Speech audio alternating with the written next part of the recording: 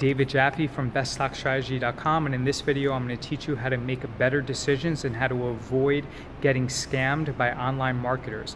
When people make decisions, they rely upon social proof and validation, and the larger the dollar amount and the more uncertainty in that product that they're purchasing, the more they're going to rely upon the validation of that decision.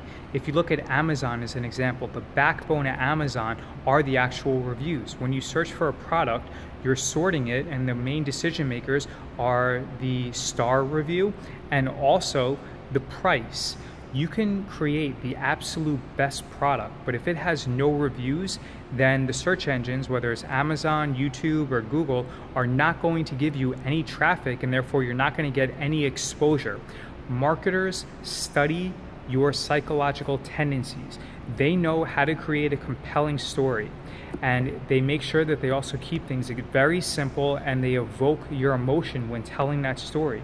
As a result, they can make you feel inadequate and make it seem like if you just pull out your credit card and buy this product, then you're going to feel better about yourself. And then they'll repeat that story.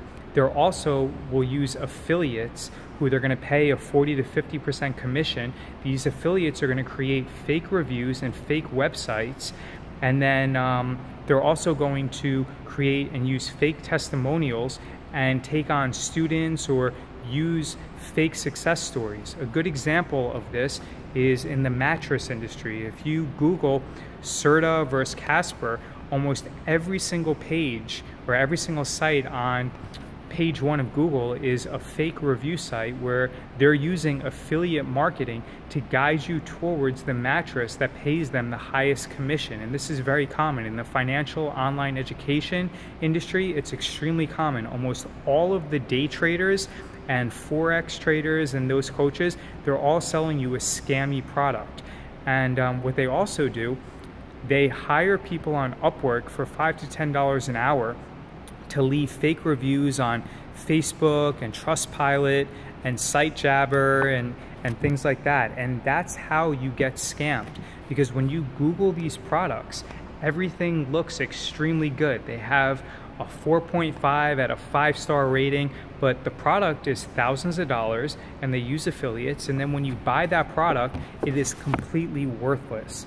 One of the ways that you can make sure that you protect yourself and you don't get scammed is you ask for evidence.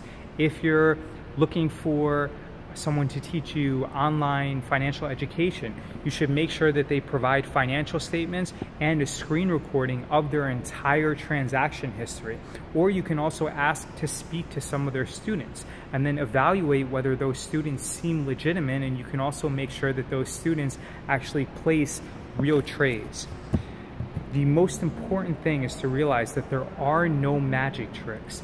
The most important thing to make a lot of money is to constantly commit yourself towards gaining skills, and skill acquisition is completely vital. But there is no magic trick where someone's just going to instantly put their knowledge into you. You have to take baby steps every single day to improve yourself to hit your goals. But if you're expecting to just take out your credit card and magically start earning $10 or $20 or $50,000 a month, it's not going to work.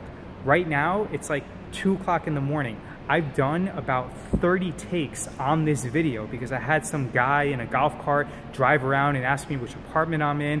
I had a few planes outside that interrupted the video. If you're willing to put forward that type of commitment, then you can definitely be successful. And there are people who are way more successful than I am.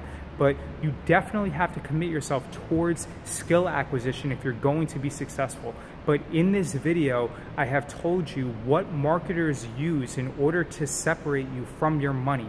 So definitely look at things with a grain of salt, and instead of trying to use social proof to validate the decision that you want, try to scratch below the surface and don't believe those testimonials or those reviews, because I can guarantee you that 9 out of 10 times they are fake.